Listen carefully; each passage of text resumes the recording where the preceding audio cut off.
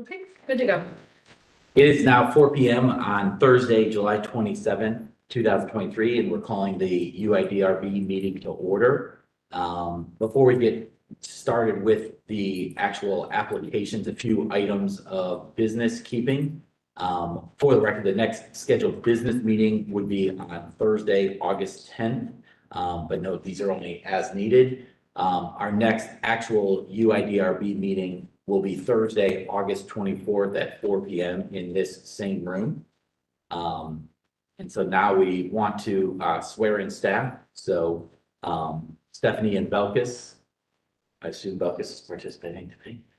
Do you swear to and affirm to tell the truth, the whole truth, and nothing but the truth? Yes, Stephanie Kinsler, Planning Division. I do, Belkis Schoenholz. Thanks. Stephanie, can you please call the roll? Yes. Mr. Fleming, Yes. Ms. Gunzelman, Yes. missing a few folks on the list. Mr. Sublett Yes. and Mr. Smansky. Yes. We have a quorum. Great. I'm assuming everyone had a chance to review the minutes from last month's meeting, from the June meeting. Are there any questions? If not, any motion to approve? Yeah, appreciate the abbreviated format. Move to approve. Second. There's a motion by Mr. Fleming and a second by Mr. Sublett. Yes. All right, Mr. Fleming, Yes. Ms. Gunzelman, Abstain. Mr. Sublett, Yes. and Mr. Smansky. Yes. Great. Next order of business is public forum. This is an opportunity for anyone that would like to speak on an item that is not specifically on the agenda. If it's on the agenda, there'll be an opportunity for that later. So is there anyone that would like to speak on anything not on the agenda? Okay. So we will move on to our new applications. The first case we have is UID 23-07-009 on 1980 North High Street. The applicants are welcome to step forward and take a seat at the table while staff does their staff report. Thank you. For the applicants. So this is UID 23-07-009 for 1980 North High Street. The applicant is requesting review and action on exterior alterations and associated signage. The proposal includes relocating the ATM that is currently inside of the PNC Bank vestibule to be outside on the front elevation, and this includes a surround light fixture and illuminated branding signage. Submitted materials include site plan, existing condition photo, elevations, and material specifications and cut sheets. I'll flip over to that and go through the materials really quickly. So here, let's make it a little bigger. So this is the existing condition it's today, and this is the proposed with the ATM. Here in this window bay, and then we have our drawing here that's labeling where the new light fixture will go, the dimensions of the ATM and the signage. And then we have more detail on that ATM insert section here, and then the specifications for the light fixture. So with that, the proposal is generally consistent with the University District Plan. The plan recommends that street level facades incorporate high quality materials, light fixtures minimize light spillage, and the graphics be a logical complementary component of the overall design. The plan also states that existing storefronts be repaired and maintained where possible, and that each tenant should have a limit of 2 signs per street frontage. While the applicant is proposing modifications to the existing storefront, the change fits within the existing window configuration and minimally alters the overall elevation. The proposed sign would be the 3rd sign on the High Street frontage. While not consistent with plan recommendations, staff acknowledges the rationale for the proposed sign, but recommends that the illumination be removed as the sign will be externally illuminated from the fixture above. Staff recommends conditional approval with the condition be that new signage be non-illuminated. Thank you. Can the applicant state their name and affiliation to the case? My name is Rachel Droyding. I'm with GPD Group and we're the architect for the project. Can you raise your right hand? Do you swear or affirm to tell the truth, the whole truth, and nothing but the truth? I do. Perfect. Before we have the applicant speak, does anyone on the board have any specific questions for Stephanie? I did one, just for clarification, the staff recommendation is to allow the light above, but to not illuminate the orange portion is the staff. It's the white push through light. Yes, the white PNC that's right here is proposed to be illuminated as well. Okay. Floor is yours. Oh, actually, we should have, is there anyone from the public that would like to speak on this case before we? Okay, now the floor is yours. I'm not sure there's a whole lot more that I can add to it. It's a pretty basic project. PNC wanted to get the ATM out of the vestibule because there's been some issues with what's going on in the vestibule. So basically that was the impetus to get it out onto the street, and they wanted to incorporate it with what was in, they wanted to put it into the storefront that's there. I think they would probably be amenable to making that signage not illuminated since it does have that light above. I'd have to confirm with them, but you know, I think that would probably be okay.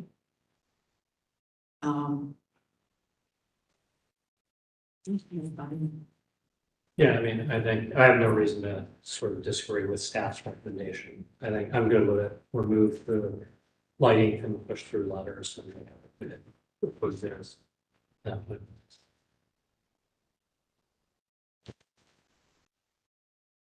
So I think Stephanie, the question I had is if whether you need to have your client's approval, because if both, then it's a standing recommendation, or we could table Well, that. I mean, I think we can conditionally approve. No, if they want us. Well, they can take it, they can take it and leave it, basically. We can conditionally approve it with the deletion of the white push through lighting. And they can take the win, or if they don't like it, they can come back next month. Okay.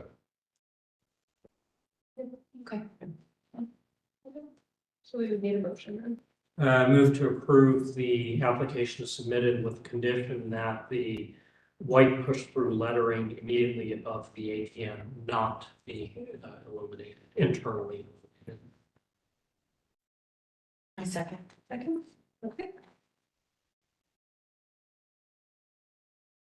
All right, Mr. Fleming, Yes.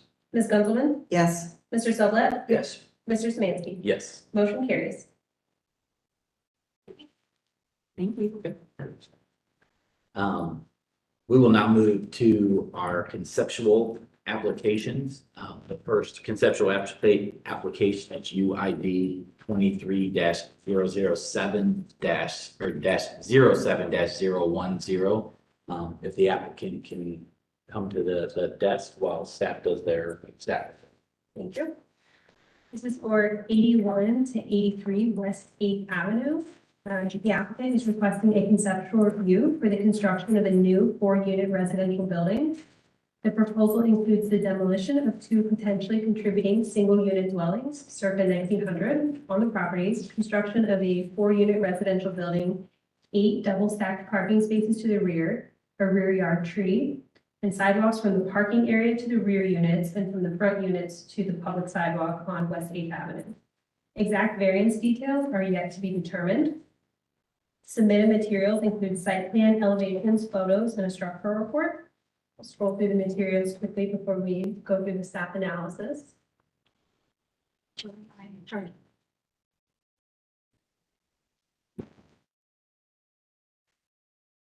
Thank you. So this is the existing site plan. You see the 2-story main house here, and then there's an additional unit back here. Some site context. And then this is the proposed site plan, and I'll just zoom in a little.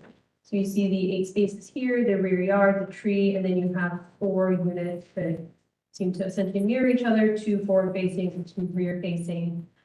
those sidewalks. These are the proposed floor plans. You have the basement plan, this is that main level plan, and then the second story plan. If we zoom out on 60 feet, here are the elevations. And the applicants can speak to this, but we only have the two elevations, so I'm assuming that they mirror each other on front and back and the two sides. And then we have some existing condition photos of, these photos are of that unit that is to the rear of the property. And then as a part of the structural report, we do have a couple photos of the house that fronts west east.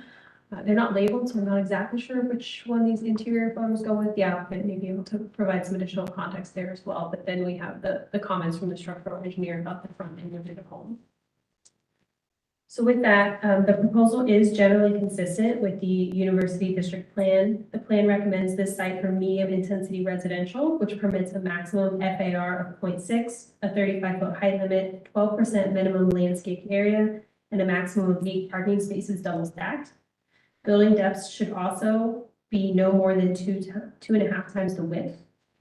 Further, the plan recommends the preservation of contributing buildings and high-quality design that fits in with the development context of the neighborhood. The plan also recommends that buildings front a primary street, entrances be enhanced with porches and street trees. As such, staff would not oppose the demolitions based on the provided structural assessment, but would request that the applicant provide detailed photo documentation prior to raising buildings.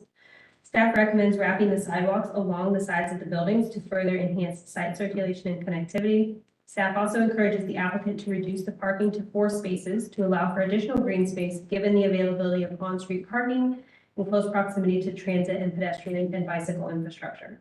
Finally, staff recommends the inclusion of street trees in consultation with the city forester.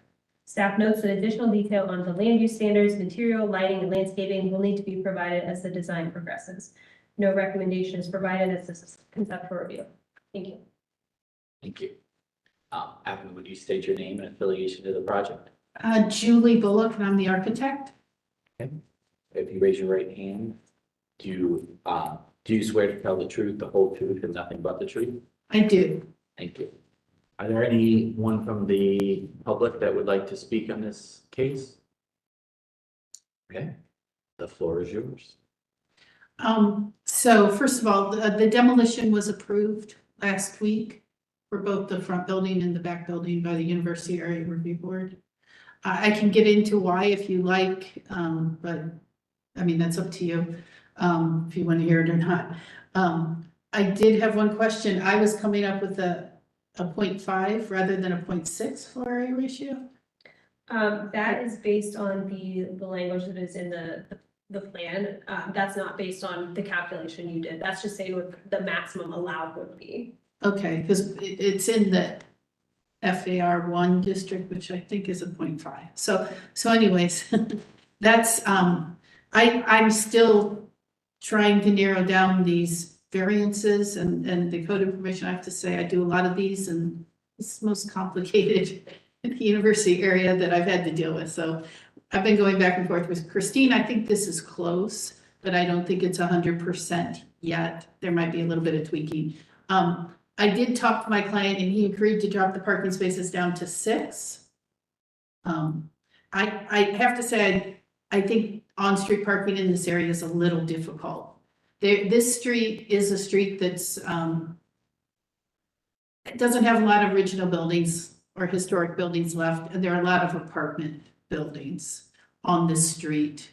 What we're proposing is actually, I will say, kind of modest compared to some of the other developments up the street. I'm not quite sure how they're able to do it because there's no parking at all for some of them. So in that sense, you know, we're trying to work within the existing street patterns. I was thinking something fairly traditional, pretty simple facade. We are looking at, I think, possibly 5 variances. We're at 39.3% lot coverage. We're allowed 35. I think our lot coverage is a lot less than what some of the other people are proposing. We're required to have 8 parking spaces. So if we would reduce it to 6 parking spaces, I would say it's at the recommendation of this board. And my client's willing to do that. I think the floor area ratio allowable is 2565, and we're at 3556 or a 0.7. And then we have 3-foot side yard proposed. But essentially, the house that's there now in the front is fairly traditional facade. However, it's been stuccoed, it's been, there's just not a lot left of the original architecture. So I kind of tried to assume maybe before it was basically destroyed, what did it look like? You can see the stucco and so fairly traditional facade. That's kind of what we were going for here. 4 units, townhouse units, with porches front and back. And I think a considerable amount of yard space. Do you want me to talk about the buildings in front and back and why they had to be demolished, or is that a non? Does anyone have questions on that? No, I mean, I'm sure they were nice at one point. I can see why they're no longer. They're pretty, some of the worst I've seen, honestly. Yeah, I mean, Yeah. Well, it wasn't a tough decision by the board, I don't think. So right now, before I apply for variances, I just wanted to come before you and get an idea, the scale of the building, if the traditional architecture, et cetera, that you thought was appropriate before I start that whole variance process. So that's why I'm here today. And it was recommended to me as well to come. I have a question, Julie. If you did reduce the parking from 8 to 6, what would be in place of those 2 other parking spaces? Is it additional green space or? Yeah, green space, probably I'd have to have room for a little dumpster, but then the rest green space. We're gonna do private collection. My client owns the property to the south as well, so, And how about, or I'm sorry, to the east. how about any bicycle parking? We'll have to have that, yeah. Code's gonna require the parking spaces. I've not gotten into site compliance yet, but. Yeah. We'll have to meet all those requirements. This process got accelerated because there was a board order against them to demo the building, so.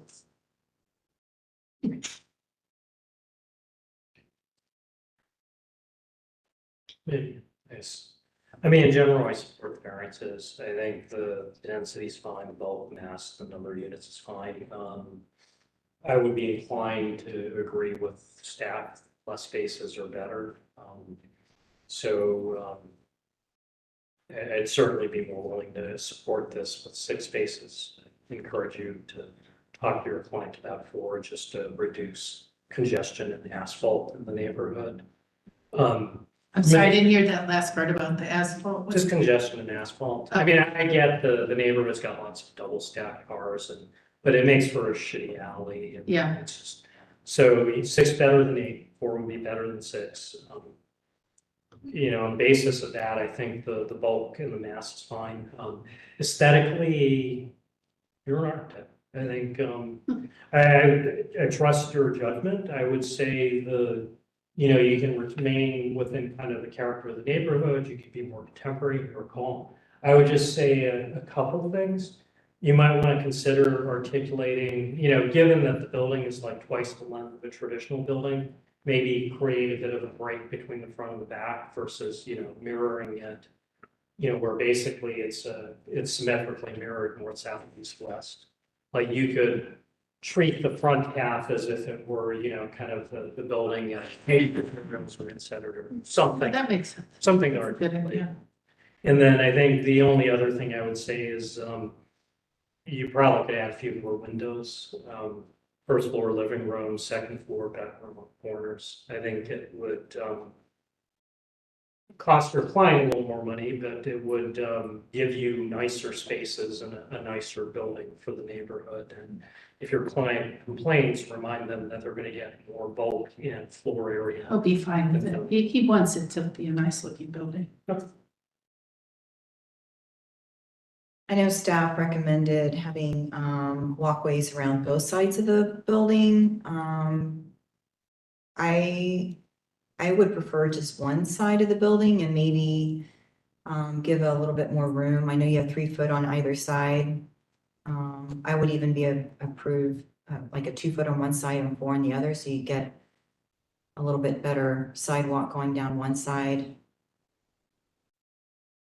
I think 3 foot's probably minimum distance. Yeah, I can't have windows if I do less than the 3, so, but I could shorten it up a little bit. Yeah, for me personally, that circulation is a big thing. I mean, I think if you have units that only have entrances on the back, There'll be definitely be a sidewalk, at and, least on you one know, side. so I think, figuring out if that means taking 6 inches out of the building so that you That's- can get 4 feet on one side Yeah, or something, that circulation is extremely important. If not, you're just gonna have people Money. trespassing or muddy path or, through there, so. I think when you come to the commission, you'll be questioned about the reduction in parking spaces. But you use this discussion as you answer those questions. yeah.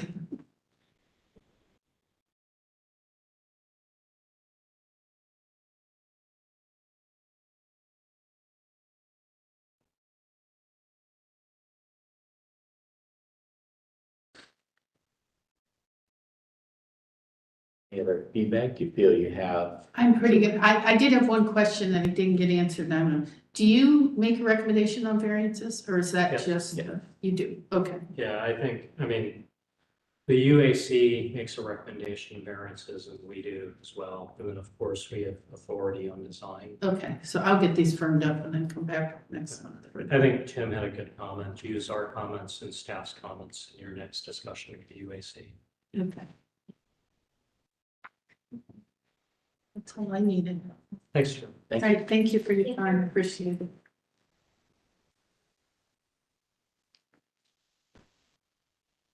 So we will move on to our next conceptual application, which is UID 23 07 001, address 8296 in 102 through 104 East 16th. Ask the applicant to come to the desk while staff is there. Sure.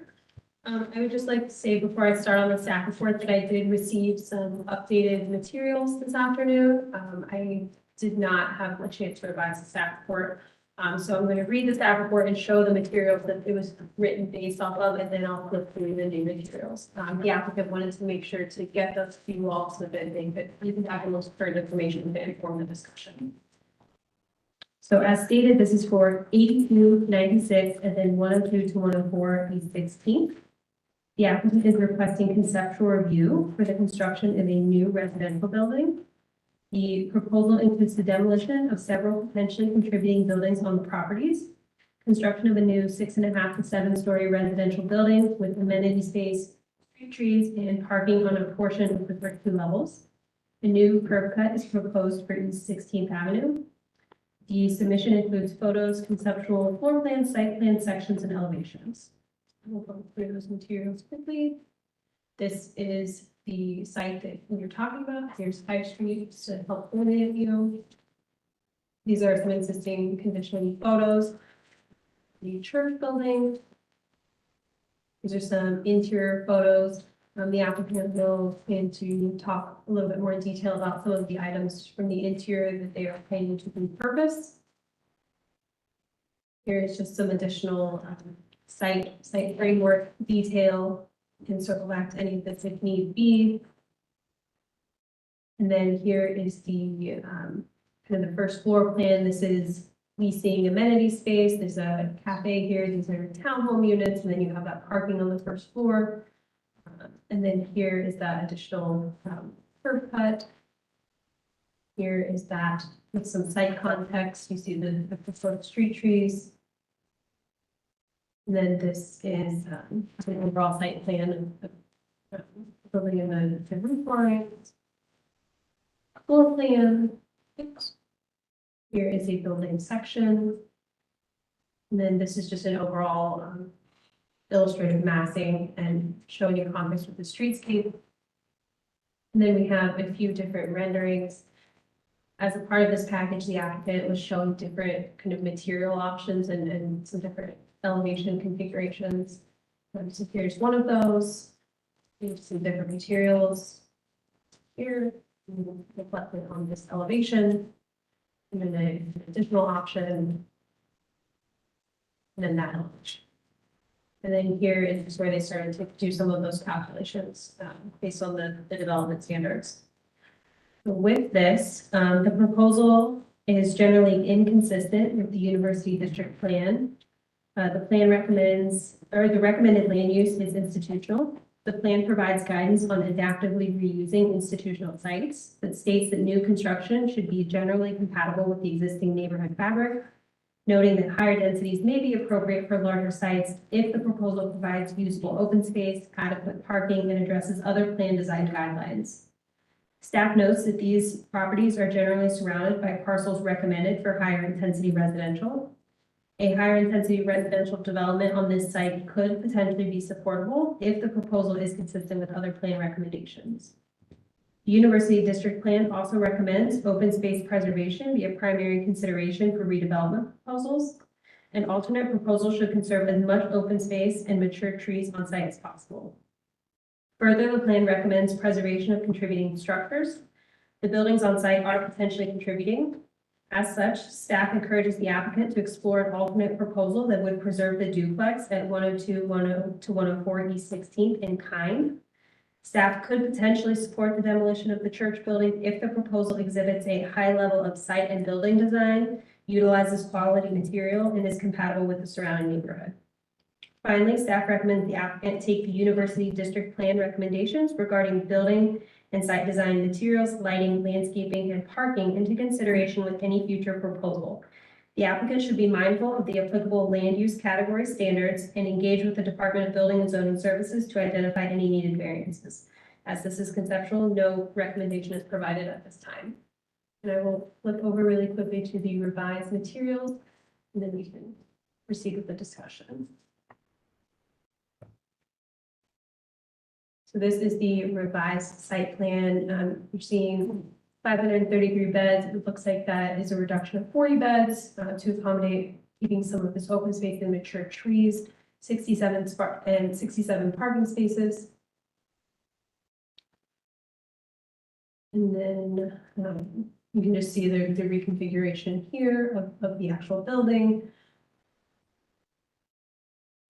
And these are those upper levels. We're looking at 7 levels still. And here is just an illustration of what the massing could look like in this revised scheme. This, I believe, is the 16th Avenue elevation.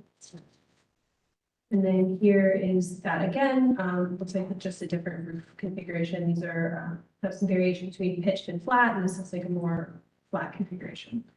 And that is it for the revised materials. I did want to point out on one of these, skip over it, I apologize.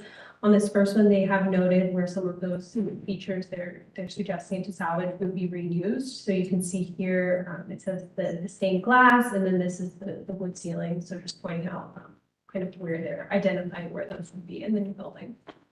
That's all. Thank you, Stephanie. Yep. Would the applicants please state their name and affiliation with the case? Tyler Ammerman, I'm with Up Campus, the developer. And I'm John Lyman with MA Design. Thank you. Would you raise your right hand? Do you swear and affirm to tell the truth, the whole truth, and nothing but the truth? Yes, I do. Thank you. Before we allow the applicant to speak, are there any questions for staff from the board? Are there any members from the public that wish to speak? Thank you. Can you come forward? So should we just, oh, there's a separate mic over there. It should be on, so. Perfect.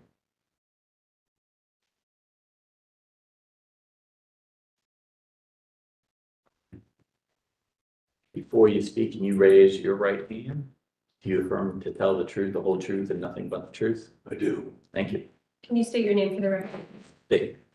Can you state your name for the record, please? My name is Bob Singleton. I live in the neighborhood. Thank you. Waldeck, Iuka, Pianola. This is one of the prettiest spots in the OSU neighborhoods. I've enjoyed it for 40 years. it's not the spot for another hulking high-rise student dormitory. It's not, it would be criminal to trade what we've got now for what's been proposed. This is not the spot for this project. This project belongs up on High Street with the rest of the ugly high-rise student dormitories. And that's about all I have to say. Thank you very much. Is there anyone else from the public that would like to speak? Yes.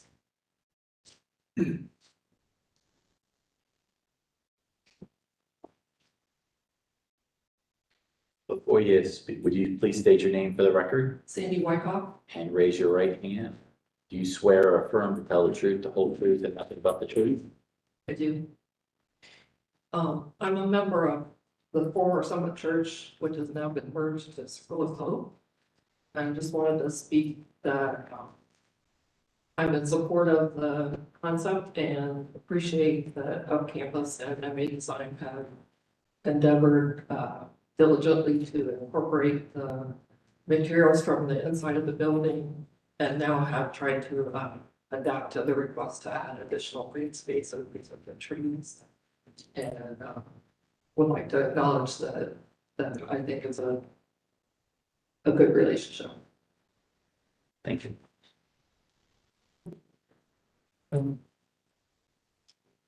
Is there anyone else that would?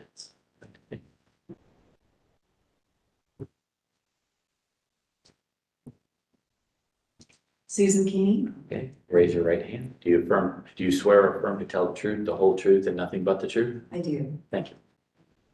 With Columbus Landmarks, and our comments are not specifically zoning related, but when we placed this building on our 2023 endangered properties list, we were invited by the developer to meet at the space to explain our reasons and to comment. And we really do appreciate that. We also shared comments at this month's University Area Commission Zoning Committee meeting.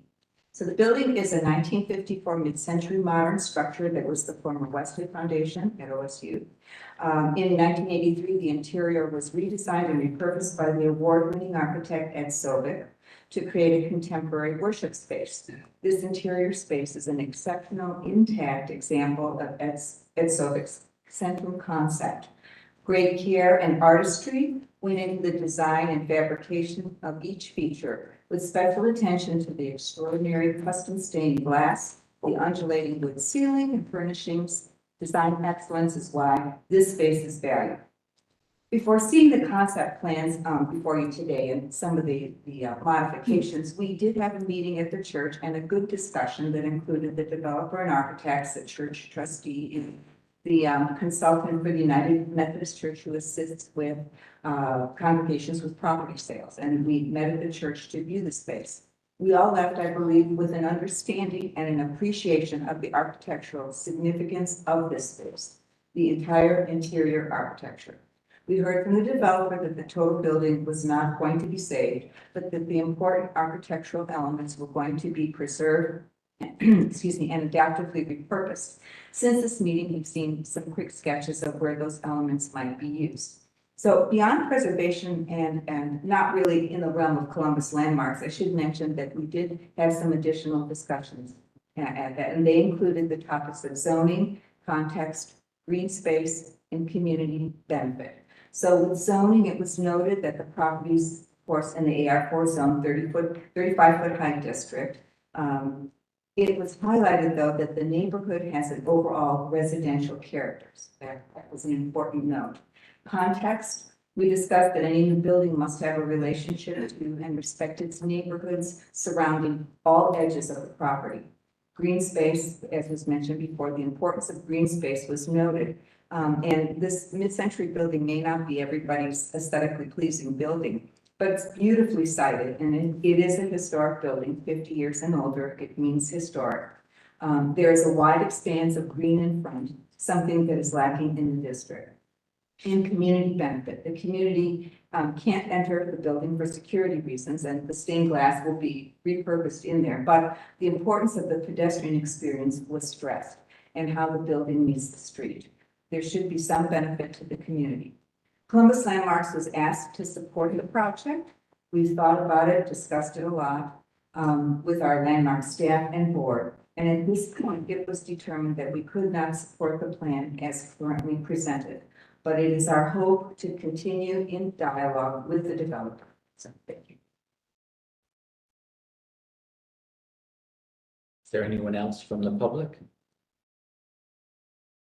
Okay. With that, I will turn it over to the applicant to present your proposal. Okay. Well, thank you for the time here. We certainly appreciate, this dialogue and this opportunity to be here. One of the things that I think is really important to note is we did make an effort to go to the UAC on a preliminary concept basis as well, which was the meeting that Susan was referencing. And we did that for the purpose of getting an engagement going, getting a conversation going, getting a dialogue in terms of this particular site, this particular project, and the opportunity that this site has in terms of redevelopment. That being said, we heard a lot and we tried to listen as best as we could.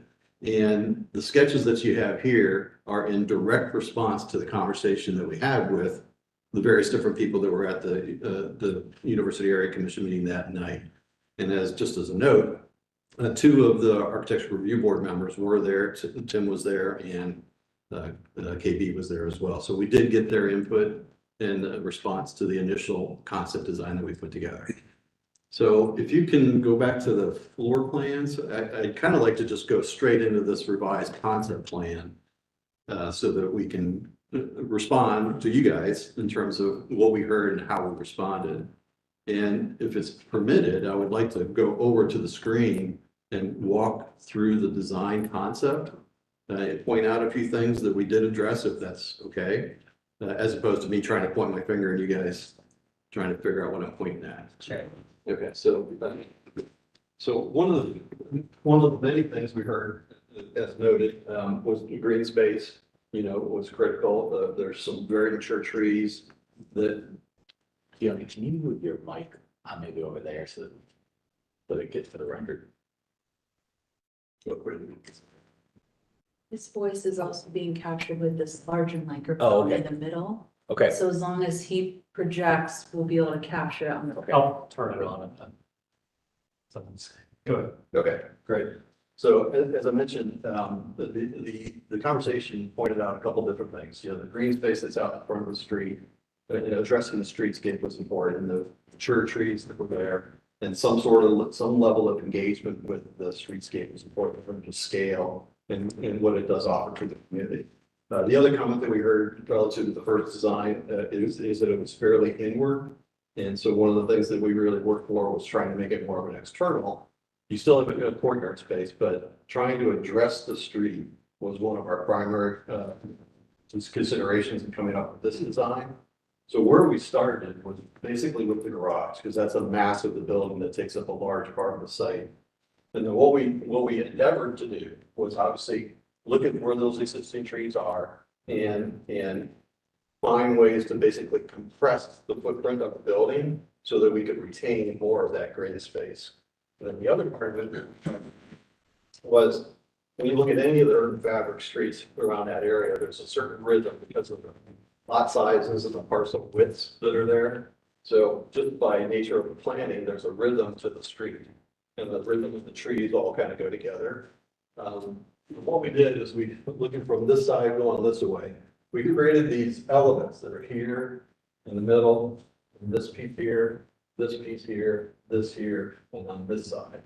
And by doing that, what our design was to create that rhythm, to work around the tree and make a significant green space that addresses the street as it does today, which is here. There's obviously some grading issues with all of these because the site goes up, as you go towards the existing building. But one of the things that we thought was really important was how do we get that streetscape? How do we reduce the scale of the building to something that's more consistent with what you see along the street? Now, I know the building's still a big building, but what we tried to do, if you can go to the next slide, please. Well, the other one shows it a bit better.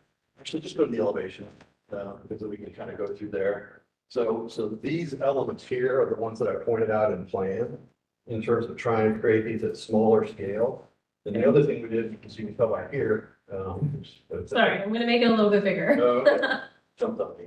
There you go. Basically, this band that's along the front of the building here is a two-story element that you can kind of see here in section, which is, you know, the part of the building that's on the wall there. And then on the top of these, the two-story elements, it's an exterior terrace that would be for the residents. In planning, you saw that there was a cutout. You know, we basically took a chunk of the building out to create more openness to that courtyard space. And that courtyard faces the south, which obviously is good for the amenity in terms of sunlight, daylight, those kind of things. And then this particular element is really just a trellis work. This is actually the deck of where the amenity deck is, but we wanted to connect these two parts of the building with some sort of feature, architectural feature that carried across and created that line. So the design intent is to try to use this two-story element and all of the open green space that we've retained on the site and the existing trees to retain and to also provide that rhythm and that scale that you would want to see along the street. The building is still obviously a tall building, but what we're trying to do is address the concerns of the community in terms of the importance of the green space, the importance of the streetscape in terms of, you know, how the trees work with that. And also the scale, because the buildings, as we know, wherever you're looking around the buildings, 35 to 40 feet, somewhere in that ballpark, depending upon the roof slope and the actual building design. You have a school that's 2 lots away, which I don't know exactly. I think that's a 3 or 4 story building, so it's probably in the 50-foot range in terms of overall height. So in looking at the building, what we're trying to do is approach it from a more traditional standpoint in terms of materials and scale. You know, again, these elements are all pop-outs. So we got away from the flatness of the original current design or previous design and trying to break that facade up in multiple different ways and multiple different depths. Again, to try to create a vibe. And I know it's a little hard to read, but keep in mind that this is that courtyard space. So maybe if you go to that plan back again. And one more. Yeah, there. So this is that openness right here. You can see this is that trellis that we connect these portions of the building. And then this is that tree. So this portion of the building here is probably in the 60 to 70 foot range off of the street. So there again, we're really trying to compress the footprint of the building to retain more outside open space that addresses the street and green space type thing. And you can see these pencil marks, you know, as far as the dimensions, 40 foot, 50 foot, 50 foot, and 50 foot. There again, that's that rhythm that we're trying to create with the streetscape as you walk around. And you know, the building, obviously the street goes like this. And so that design intent is to try to create that module where it goes here to here to here to here to here. So you do have that rhythm as pedestrians walking through the neighborhood. The pool deck itself, you know, stayed relatively about the same size, but I think opening this up made a huge difference in terms of what that courtyard does for all of the internal units as well. And then we've made a couple other design tweaks to it, but you know, all of this stuff is in direct response to the comments that we heard from the people that were at the area commission that night, which was 2-3 weeks ago. Yeah.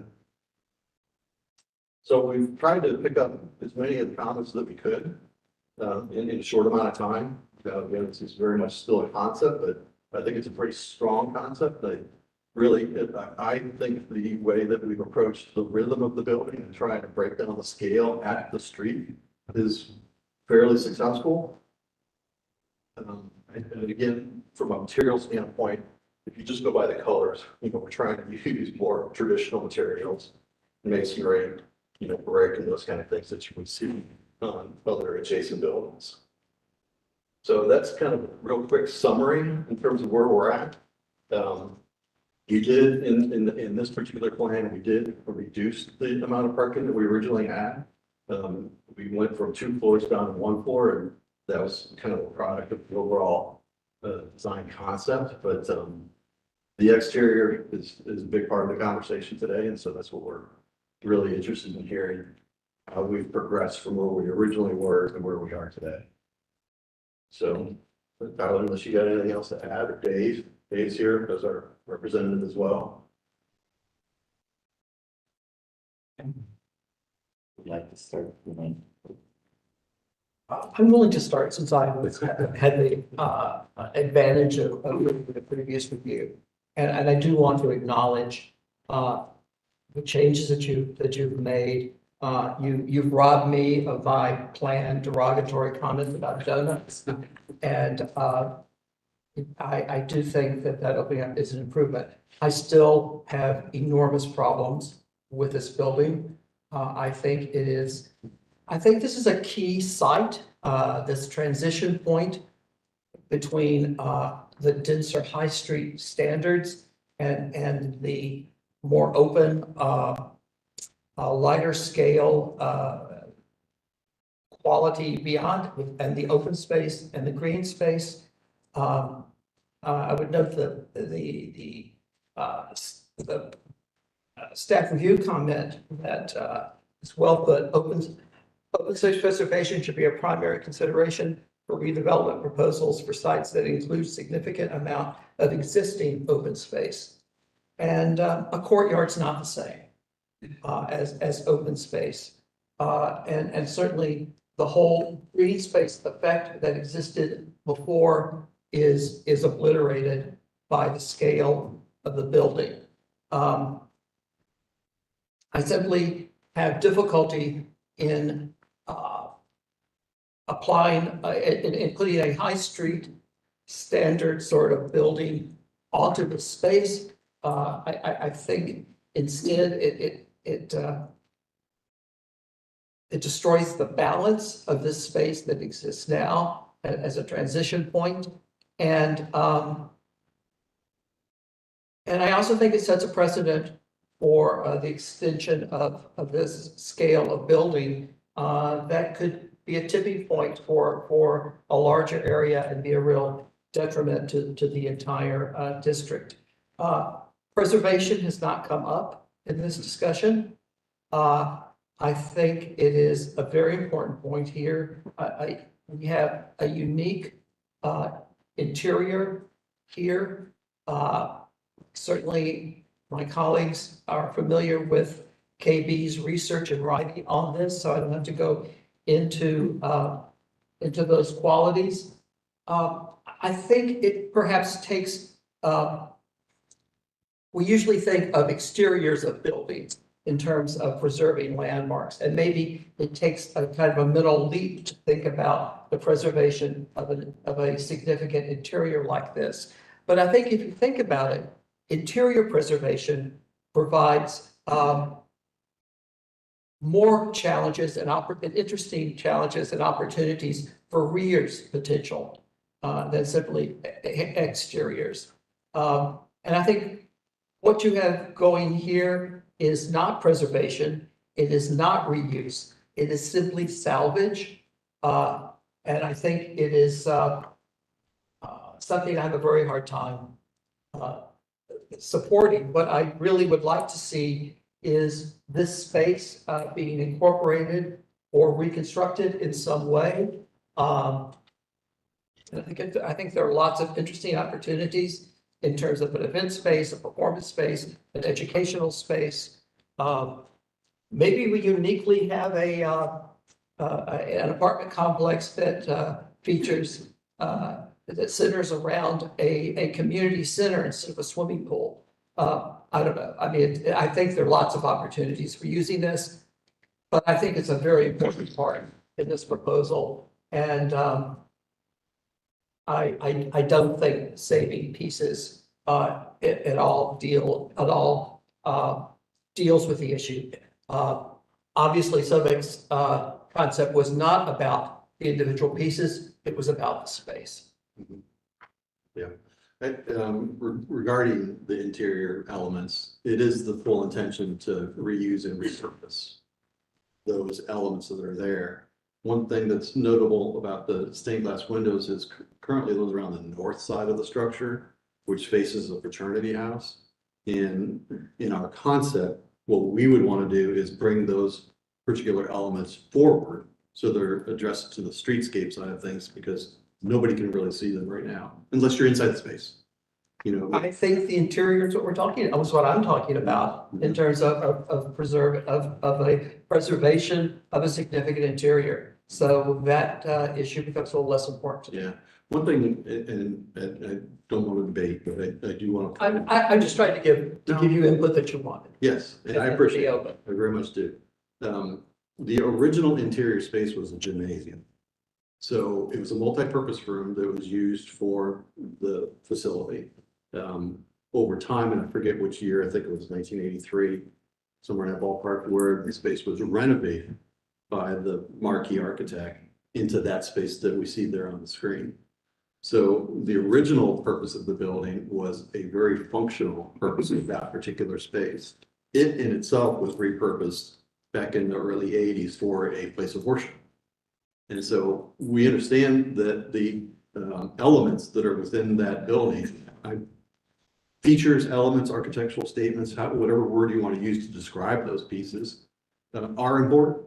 And I don't speak for the developer, but it has been the intent from day one when we met on site prior to the University Area Commission meeting, that those particular elements would be repurposed in the new building. So I just want to be clear on what that space was originally, how it transformed itself at the point in time, and what our intent would be to do in terms of transforming those elements inside of the new building. What if it's possible to speak of transforming, of preserving the space, transforming the space once again in its function, perhaps in the community, as opposed to simply elements? I mean, I don't want to enter into debate. This is preliminary. Let me just say that I'm going to have a hard time supporting a project that simply uses the pieces in a salvaged kind of way. Can I ask for clarification? When you say transform the space, because one of the things that we did talk a little bit about it at the commission meeting, but the space where that space sits on the site today makes it extremely difficult, if not impossible, to repurpose the site. Because of that location is pretty much right in the middle. And so the garage feature as we have it, I mean, it's sitting where the garage is. And also keep in mind, I know it's hard to see in this photograph, but you guys know the area very well. From the wall deck and 16th corner up to the finished floor of the building is about 12 feet. So there's that mound that's there. So that building sits high. And part of the design intent is to take advantage of the height that's there and get the garage underneath it. And so from that standpoint, if we say, well, we're going to save that section of the building, which is that rectangular section of the building, you pretty much don't have a site to really work with.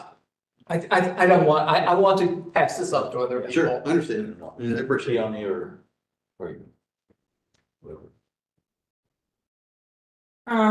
Yeah, when I first saw the first proposal, I do appreciate the fact that you took the comments from the previous meeting and reworked a lot of things. I also was commenting about the donut scheme. So, I am very challenged about how the interior is really an element of, in the windows and where they're located is because of how that gymnasium was sited, right? And then transformed. If this was repurposed into the new building, what would that room be? Is it a community room? What function does that room have? Is that decided? Well, for you, I was gonna say kind of undecided, but we think like the lobby and or potentially a cafe where, it could be, a public could come up to it, or potentially even be inside of it. It's still, we're here talking about massing and architecture. To dive right into the details of how we would repurpose is a little difficult or Right. backwards, so. Well, while I appreciate that, understand that there's a really big component of something that we look at, which is the preservation and of significant architectural elements. So that's going to be really important to us right out the gate. Okay. I do also believe that this is way overbuilt for the site. And could you go back to the street view? So part of what I'm looking at is just where it's sit. It is in a significant key component where it's meeting off of High Street going back into residential neighborhoods. And as we look around, we understand where some of the larger structures are being built, but if we travel back, keep going. Now we're seeing the residential components that this building is really transitioning the high street density into a less dense neighborhood. It's still dense, but it's less dense than what you see on High Street. A 7-story building just doesn't appear to belong in this neighborhood at all. It is a transition. It's got to transition from the density of High Street into the less dense area of this neighborhood. Then the third thing that I'm starting to get really uncomfortable about, if you go to the elevations, while I do appreciate now we have this element of basically a terrace element. I feel like that belongs on High Street. That looks really great. Now I'm starting to look at how the storefronts now transition back to the larger residential tower. Wow, it belongs on High Street, but it's not really sympathetic to this residential neighborhood of 2.5 story to 3-story buildings. So that's sort of where I'm at on that. Yeah. I do appreciate the fact that you're trying to break down the components architecturally to create a less dense scale or a less ominous scale. I also appreciate the fact that you're setting back sort of the larger element, which again is the parking lot in the back, and I get it, but now that larger element is against lower residential behind it. It's a tough nut. It is, but appreciate the comment. One thing that I didn't make note of, that if you go back to that plan you were just at, I'm sorry. The connector piece, you can see where the big tree is to the right, and there's that corridor, kind of one eye kind of space that's there. That's one of the concepts that we had in terms of where that stained glass art could go. Because that is a connector piece connecting the cafe to the lobby and the other residential amenity pieces. And it's backdrop behind the large ornamental monumental tree that, we're trying to find a way to retain. But, that move in itself takes those windows that are not seen on the north side of the building to put them front and center right next to the front door of the building. So it's that kind of gesture that we're trying to find ways to incorporate, the personality and the features of the building that's there today. Yeah, if you don't mind. And one other thing, I'm sorry. I want to just put this a little different direction. I know my colleague on the architect. I think what staff put out there in terms of, there was a plan done for this area that a lot of input was put into in terms of height district, parking and such. And one of the things on High Street, there was a 72-foot height district and a 0.375 parking ratio suggested. What you're suggesting here is a 0.12. I just did the math on there, and a 79-foot. I think we're all on the board are pretty flexible, but not to say that we're going to take what was meant, it was the guidelines for High Street and bring it here.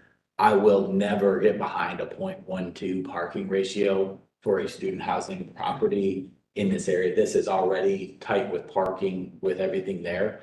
So all of these issues with architecture, massing are all driven by there is too much on this site for what is trying to get done. That building can be saved if you reduce the number of beds. There are ways of doing that. I understand the economics might not work, but I am nowhere near, and I'm generally a density fan, I believe, that's like, I'm a developer myself, but you can't, this is not the right spot for, 7 stories and a lot of times would not get approved on High Street on various areas. And to put that back here is just totally missing the boat as to what is recommended in this area. And all those other areas become secondary because you're trying to get that amount of density. Well, one thing to keep in mind, and I know there's a schedule issue with this other project that's planned to be across the street at the other kind of intersection there at Walbeck and 16th. But that garage that Kim's Partners does have planned there is a 6-story structure. And the hotel that they would ideally like to have on that site is I understand, programmed to be a 12-story structure. It does. But I think it's worth if you'll pull up page 5 of the original submission, we can look at where that actually is on the site. Yeah, it's the diagram on the right at Walmart. I mean, I was on one of the competing teams for that site. We didn't get it. I believe what the university got through is that this lot would be up to 105 feet, but the hotel's here. It's not back there. Right. The garage here at 6 stories, and a 6-story garage isn't the same thing as a 6-story building. And I think their thinking was they're gonna line the garage with like 3-story townhomes. So there's still a step down involved. I mean, I think, I don't have much to add to what Lori and Brian did pretty well, which is you're trying to do too much on the site. I mean, I think the university, they opened the bottle a little bit, let the genie out by putting 105 feet on the site, but it's still significantly west of where you're trying to develop. You know, I have a hard time coming up with a reasonable justification from the standpoint of urban planning to think that building out the site, even at the kind of reduced density that you did on the revised scheme, is something that is appropriate for the neighborhood. I think there's certainly, I'm agnostic on the preservation thing. I don't particularly care about the existing mid-century modern building. It's not very good. And the interiors, you can salvage it out, whatever, don't care. But I think the fundamental issue is the way the building interacts with the neighborhood and site. And I think that you'd have to step back a little bit in terms of how much you wanted to put on the site.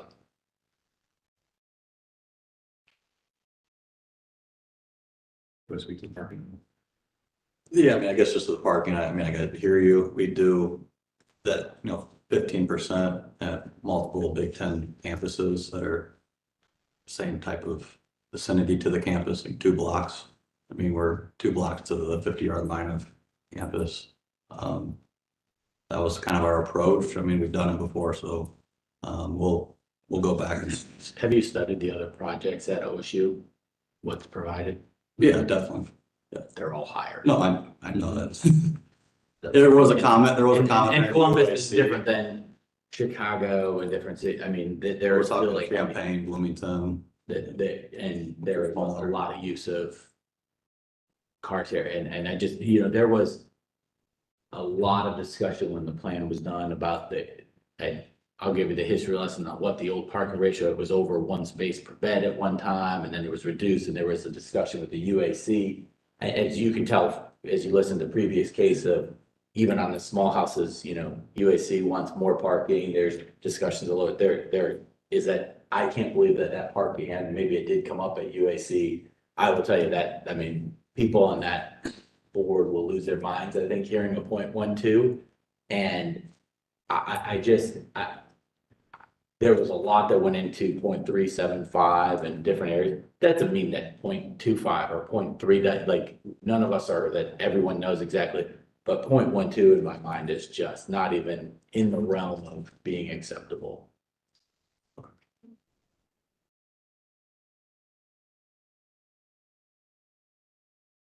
I have less objection to the parking ratio, but I still think the base comment holds for both Ryan and Lori. You got too much on the site. Yeah, the parking thing is, I mean, it's a full spectrum conversation because at the UAC meeting that we were at, there was an individual there that basically said no parking. And we all knew that was not realistic. And then you hear the other comments, not enough. So it's a tough conversation because, what is the appropriate amount? And we've also done some looking at, alternative parking solutions, whether it's in the building or outside or on the perimeter of the building, in the neighborhood. When we talked to the campus partner group, that, they implied to some degree that there's potential for leasing of parking spaces in that structure, should it be, when it be built, kind of thing. So, you'll see these site pictures, all that, every street in that area is jam-packed with cars. There's not a open spot in that area, and do the math, you have 533 beds, 67 parking spots.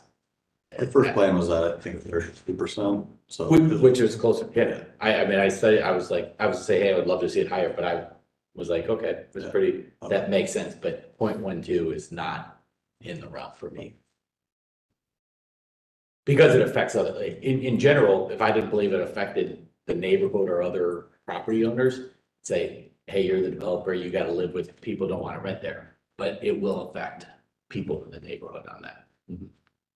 So from an architectural perspective, looking at the plan that we have in the footprint of the parking itself, getting the parking takes up a lot of square footage of the site. So I guess my question in terms of design orientation or design direction, knowing that the footprint of the garage takes up what it does, you're left over with, I don't want to say a sliver, but the frontage that you have left over is limited because of the footprint of the building itself, the garage building by itself. So do you, I don't know, I'm sure how to phrase this. How do you feel about the design intent with the rhythm that we're trying to address with the building? Disregard the vertical part of it, look at the footprint of it in terms of how we were trying to address the rhythm and the streetscape and trying to create a connection between trees. Yeah, the mature trees and trying to make that pedestrian connection of, the street, the sidewalk with what you first see, on the building, which is intended to be a two-story element with some sort of terrace balcony on it type of thing. Because the footprint of the garage, it does consume a lot of the site. And if what we're hearing is we don't have enough parking, we certainly can't make that footprint smaller. So I'm fishing a little bit, for some guidance and some directive type of thing. Doesn't it come back to the too much building on the site issue? Well, but I hear you, and what I'm trying to get at is if parking is the main priority for everybody, then that footprint there is, unless we ended up going 3 or 4 stories of parking, then you just lose a lot of residential, and what's the purpose? If we had a footprint like that to get as much parking as we can, what we're trying to do is line that garage as was noted in terms of what Spartans might be doing with that garage on the other side of the street. Because that's basically what that concept does. It takes a garage and lines it with the building. Now, it is a podium building, so you're building up on top of it as well.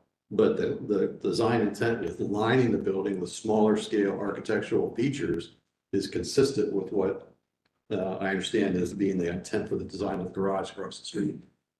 So again, I'm trying to reduce some variance. I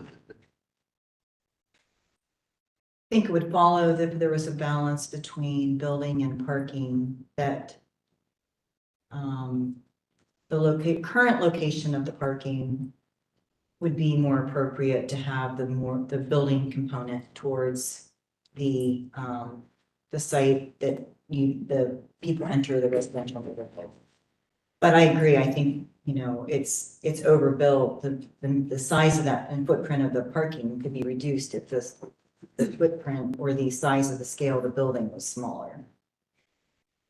Even if we cut this in half, like the bed count, we would still not even have enough parking at 38% that we're showing here. So it's Yeah, just, it's like a balance. and it's tough. Yeah, unfortunately, that's what it is. It's balance between building and parking and green space at this point. Yeah, I mean, I think that's a challenge. We figure out whether it's a podium, a multi-level garage, whether you are paying to go down under. I know that's expensive, whether you're, I mean, there are designs, this looks like it's a 260 bay garage, whether you do a speed ramp up and on there so that strings this way. I'm not telling you how to do that, but that's the challenge that's in your hands. I can say, I think the setback at the corner is great. I think the concept of getting some of that, but it's so hard to comment on what a final design until you see the overall massing. But that's. And the elevations, of course, are showing it on a very flat site. We know it's not, right? So This is our two-week turnaround stage. Get it. Which I know you. I'm really impressed. It's a hand drawing. Really, you love to see those. And I also encourage the board to discuss the duplex, just so they know how you all are feeling about it, as it's something that we call out in the staff report. I believe that is this unit here. And that is being proposed to be demolished, correct?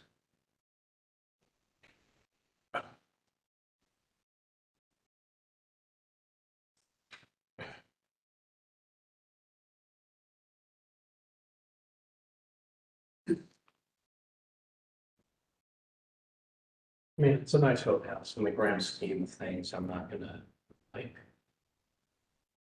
that's not the hill I'm gonna die on. I think height and mass. I don't care about the duplex. I don't care about the church, but you gotta make the building fit in the neighborhood better than it is now.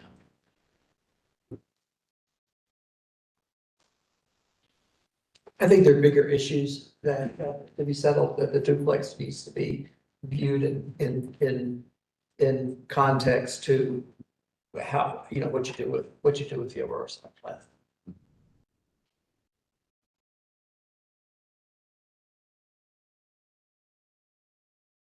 May not have been what you heard, but or liked what you heard, but did you get enough feedback to take the next steps? I think so. I mean, I appreciate the feedback. I know it's a sensitive subject, you know, because of the location and so on and so forth, but I appreciate the input.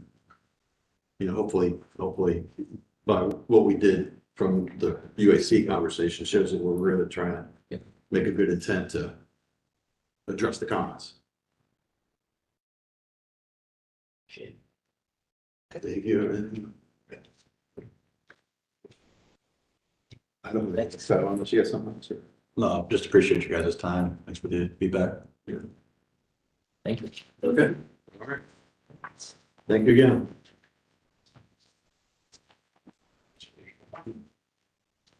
With that, we'll move to the next conceptual application, UID 23-07-012. I'll ask that the application or the applicants come to the front desk. Well, Mr. Fleming will be recusing himself from this application. will we be calling him back for the, you know, he's calling again? He will need to come back for the next case. I'll grab. Okay.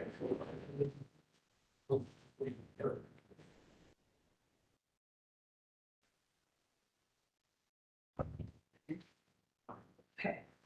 So this is application UID 2307-012 for 2711 North High Street. The applicant is requesting conceptual review for a new mixed-use building and associated side work. The proposal includes a 6-story mixed-use building with 90 residential units and 7,200 square foot of retail. There will also be a 70-space surface parking lot behind and wrapped around the north side of the building. Staff notes the northern portion of the site is within the Clintonville neighborhood plan and is not within the UIDRB purview. The submission includes contextual imagery, site plans, floor plans, and elevations. Look through those quickly.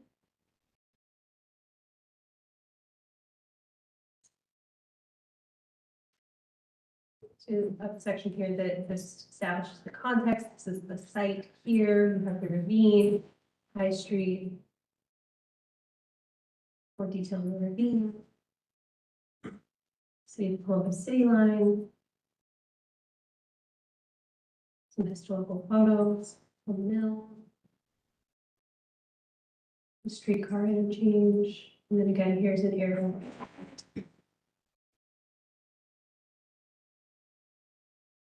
Additional historical photos. Park. And then we get into the neighborhood rhythm. And so this is just some of the nearby streetscape, and they're showing the vertical rhythm, additional context, roof lines, you see throughout. And then again, here is the existing site. And then this is the proposed site plan. You see the building. Here's that parking that wraps around into the north. You'll see kind of how the sidewalk interacts with the streetscape here in the surrounding neighborhood. They're proposing some street trees.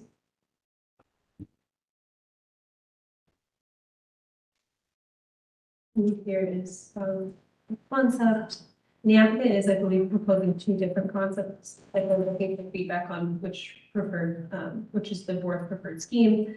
So then here you just see where they are drawing back to some of those neighborhood features in the proposed design of the building.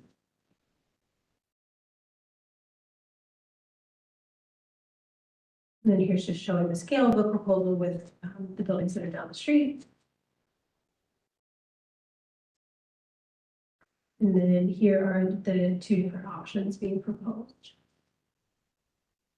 One where the roof is flat, and then you have those undulating lines, and then the smaller scale buildings along High Street. These are just some different views of that, and then here's the floor plans. There would be the building amenity space at the corner there, and this is the commercial retail space.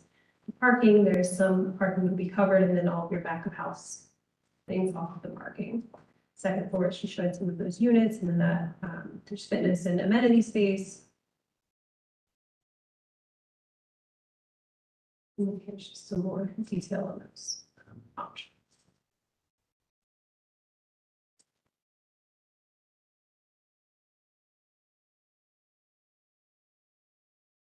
So here are the two options for consideration, and then the applicant is wanting to discuss which option is preferred, talk about access, site development and screening, and then talk about some materials.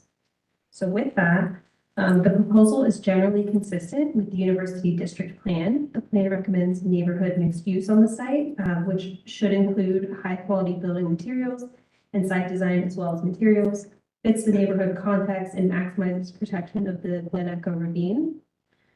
Plan also recommends the inclusion of public art. The concepts as presented are generally consistent with these guidelines, but further detail is required to make a final determination.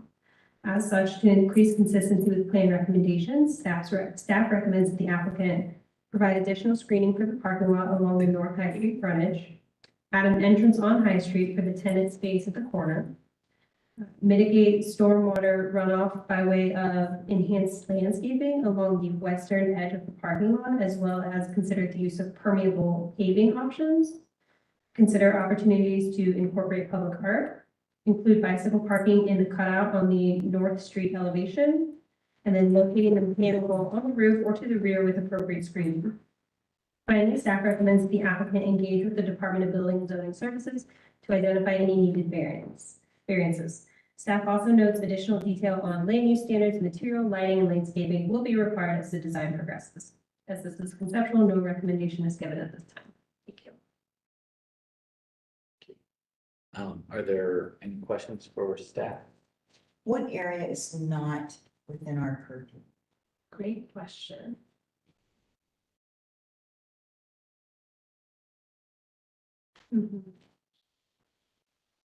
So if you have some big comments on the part.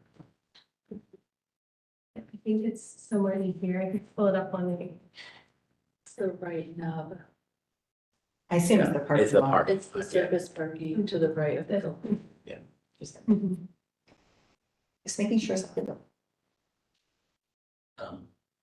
Is there anyone from the public that would like to make any comment?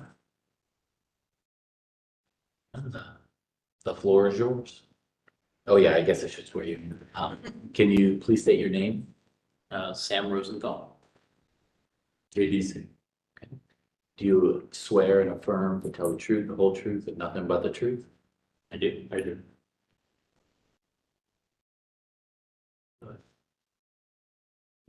The two designs that we presented, basically we believe that the abstract design is probably better suitable. It is more aesthetically upscale and aligned with the high street and OSU, what OSU are all about. The abstract design would also have certain facades angled toward high street. This gives us the unique opportunity to add murals or lighting features to reflect all the way up the building. The abstract design would also give retail spaces their own unique individualistic entrance of high street, allowing them to customize for varying uses. The abstract design would also further enhance the curb appeal of the main floor, which will have unique double framed windows. These windows would bring a unique character and feel to the building. Now, this site actually since 2015 has changed hands several times. We intend to stay there with your blessings, be able to get this project going. We do have two hotels on Orange River Road, uniquely built. Even the franchise complemented us in the quality and the way we redesigned some of the features which they had in their prototype drawing. Certainly look forward to your help in creating something which would stand out the test of time over the next several decades and yet be represented uniquely with what you all are looking for. So as stated, there are two designs here. I do want to clarify one point. I think it was on slide 24, that we were just showing what the massing would look like were it not to have the sort of lenticular feature, and we compared it to what would be a flat facade. And I just want to be 100% clear that, okay, I got it wrong. It's a little bit after that. If Only 56 slides to choose from. there's a few, so then 39. On the left, you see that facade, were it to be flat, and we're not proposing that it is, that it kind of looks monolithic, and this was just in a perspective to be taken in context on how the lenticular functions. So I didn't want anybody to think that that's what was being proposed. So yes, there are 56 slides, a lot of history, and I appreciate you going on that journey with us. Really, what we've been trying to do with this project is mitigate not just having the site of the university in Clintonville coming together, but also history and looking forward. We built a simple model of the lenticular, and this then inspired an approach to look at the facade becoming a little bit more rational as a building rather than just being the straight folding geometry. And as we looked at this, we were really hoping to create an activation along the street. The previous iteration where we did the comparison to the flat facade, there were some, I'll say, historicist details on the brick masses, that there were some crenels and merlins and things like that, which we felt was a little bit too historicist and distracting, and that with adding those kinds of bands and features, it really muddied the concept that it was really enough that we're using this geometry, creating these undulations along the street. And then when we looked at the lenticular by itself, it seemed almost too just too flat as an architectural concept. So we added abstracted masonry volumes that then reinforce that street scale that you see going down the block that we delineated. And really, that is the approach that we'd like to move forward with. And we're showing these schemes as just the sake of comparison. And I'm a big fan of showing the homework and how we got here. So really, what I'd like to focus on is the abstracted volume concept at the top of the page. In terms of next steps, we plan to differentiate the glazing treatments. And right now, all the windows on there are shown the same. That is very much so should be interpreted as a sketch. I mean, I'd like you to consider it like this level of detail.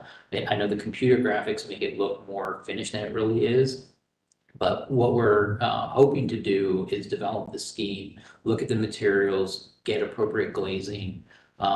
We were discussing, there's two edges that have no windows on them. The small, it's sort of shaded on the left and bare white on the right, just flanking the center mass.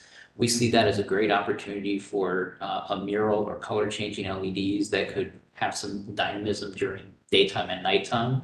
So in terms of integrating public art, that's really where we're focused in terms of the next steps.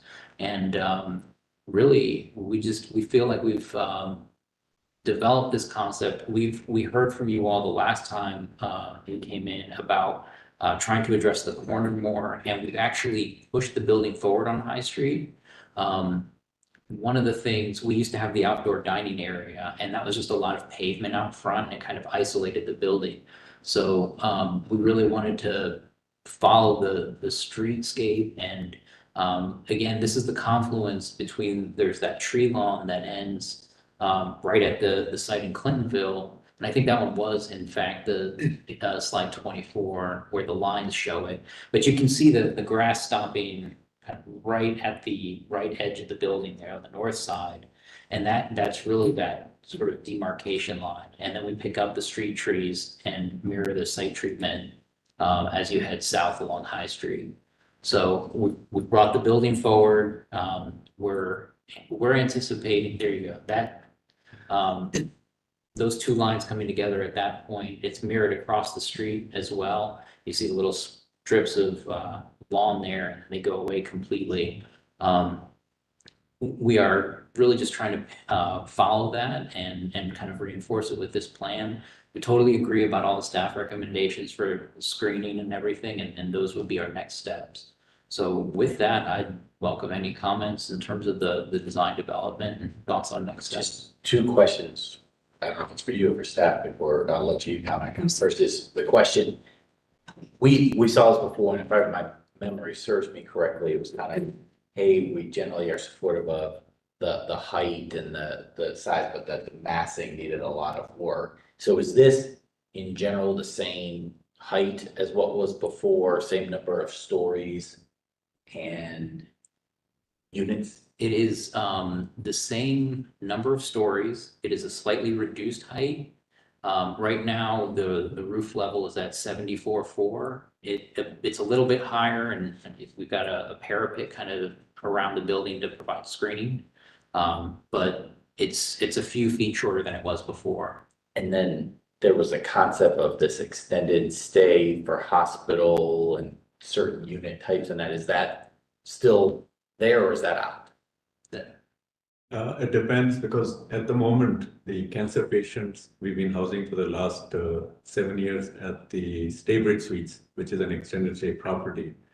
And the hospital showed some keenness that after this is built, that they might want to consider their extended stay people, like 30 days or 60 days, the long-term treatment people being able to house there, where they'll have a little more open space and a little bit of facility. But it's just something which was discussed.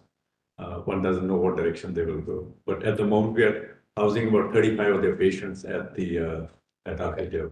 Yeah, I can, because I met, there was like a penthouse concept. No, there's no and penthouse. that, okay, so That's all gone. okay. Well, I'm gonna let you maybe start on the. Yeah, so, I mean, this is a great place. Can you go to the other site, Drew? Third, hang on. Oh, there it is. 27. There we go. And blow it up a little bit. So I really appreciate where it's sited right now. I like how the building is centered on the street across, coming perpendicular into the building. I also appreciate how the corner is being addressed. I think that was one of the things I was a little concerned about before. I'm okay about the parking wrapping. I know that at least you have parking and we do have some, looks like probably covered parking towards the rear.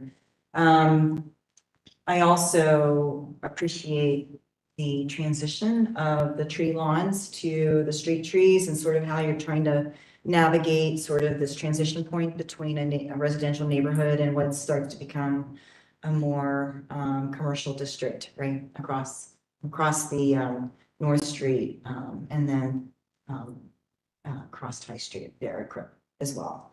If we go to the architecture itself, I would say it is an improvement to what we saw before. I really appreciate the fact that we really took some time to understand some of the things we were talking about.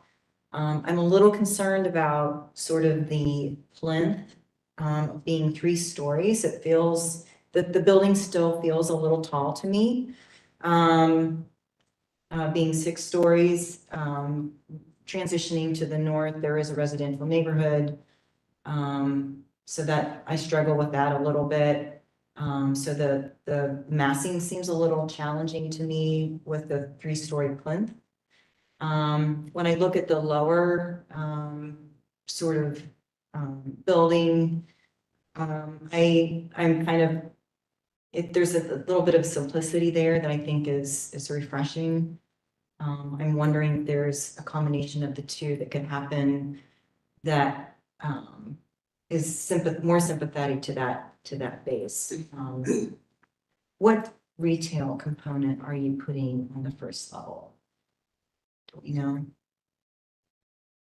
Could be a coffee shop or something of those lines, 3-4 base basically is what would be. Sure, so more retail driven, less amenity space driven? Right. Okay.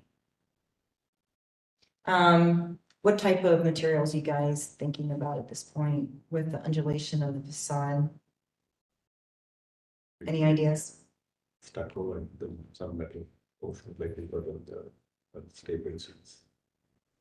So, that's still in development, obviously. The abstracted volumes are, planned to be masonry. The lenticular portion itself, we talked about, a couple different options, doing cement boards, doing metal panels, doing a stucco product. I think we've got some studies to do, and we didn't want to put too much effort into it if, we were to come It in. wasn't going forward, I get that. Yeah. Part I think would help the commission sort of understand the building context a little bit better is just to understand height versus, like a street elevation showing buildings on either side of it, of the site. I think that's going to be something that other commissioners that are not here currently would want to see. Just to get a real better understanding of how the building is addressing the streetscape as it moves south towards the university. Thank you, it's a good picture. The only thing I would request is if you're ever driving on Olentangy River Road, look at the elements that we have used at the stable suites. That will give you an idea, of what we will probably try and incorporate into this building also. Okay. That and the Holiday Inn Express. Holiday Inn Express is about 13 years old now. The Staybridge is about 6, but you will see a lot of other buildings that are trying to incorporate what we did 6 years ago and replicate what we've done.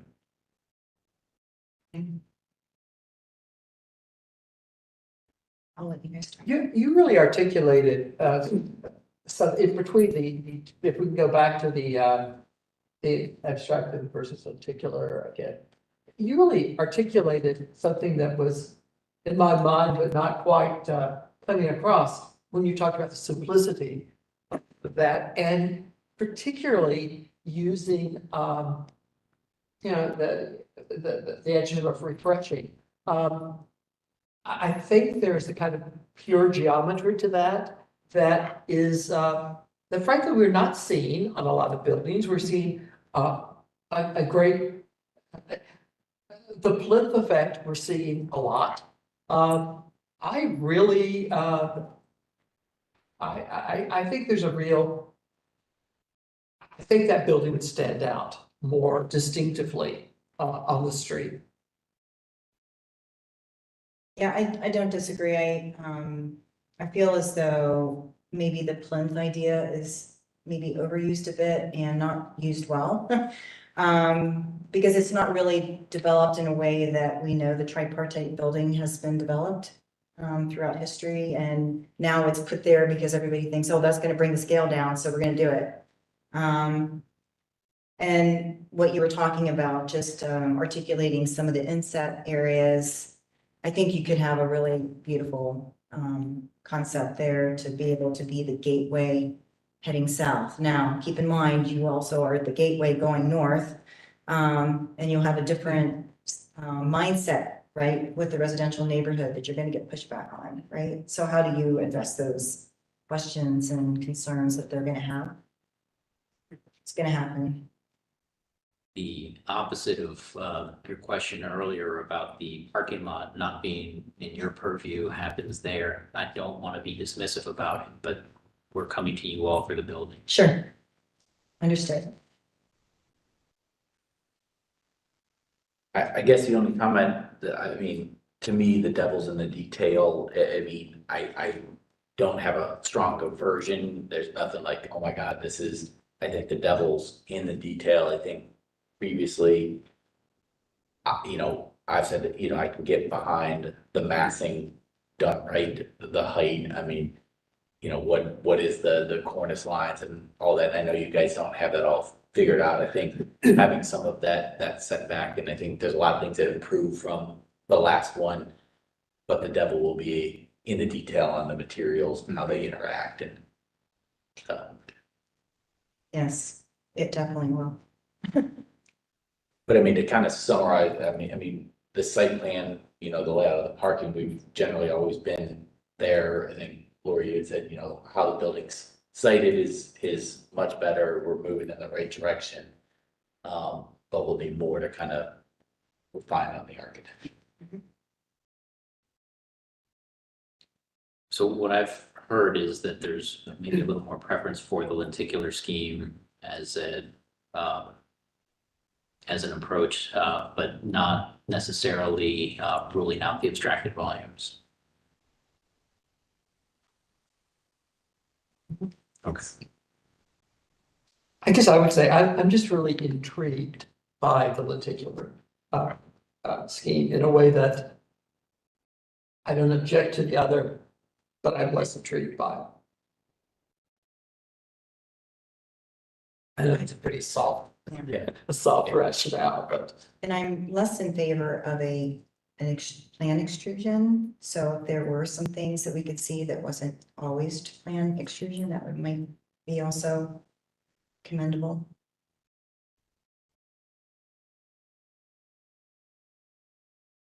But don't overdo it. Keep it simple. I think the board appreciates good architecture. Appreciate the feedback. Thank you. Thanks. Okay. Thank you.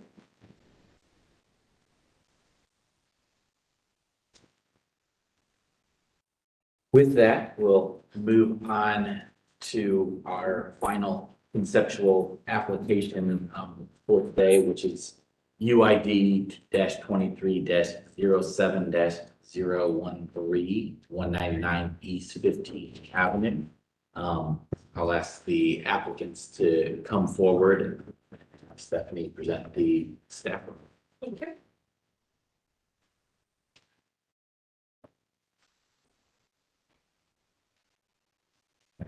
As stated, this is for 199 East 15th Avenue. The applicant is requesting conceptual review for exterior alterations to a potentially contributing home circa 1900. The proposed scope of work includes closing up holes on each side of the building at the side rigs and using white aluminum to cap the fascia boards. Cover over the box gutters, install new 6-inch white commercial gutters and downspouts, cap the trim with aluminum, install vinyl siding on the upper rear dormer, and then the front porch needs some reconstruction work. The submitted materials include photos and preliminary elevations in the site plan. Go through those quickly. Rotate this. No, apparently not.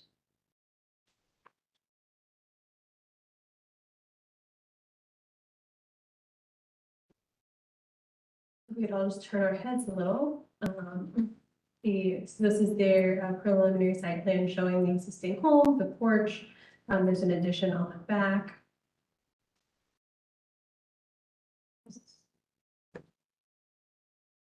And then these are those preliminary elevations. So this is the front. They're showing some of that porch detailing, the brick. They have some things here that are listed as not included in the scope. Here's the detail of that existing box gutter that would be covered over, and then you would just have commercial like K-style gutters installed on the exterior of those. And then here is the rear elevation with that addition, or with, I'm sorry, the dormer, and then the addition is kind of ghosted here. And we have partial elevations of the side. Then we have some existing condition photos of some of the issues. This is the dormer that doesn't have any siding on it at this time. See here the addition that already does have some vinyl siding on it.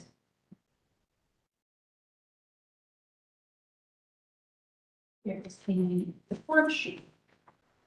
This is some of the work that needs done here. And here's just a front view of the home.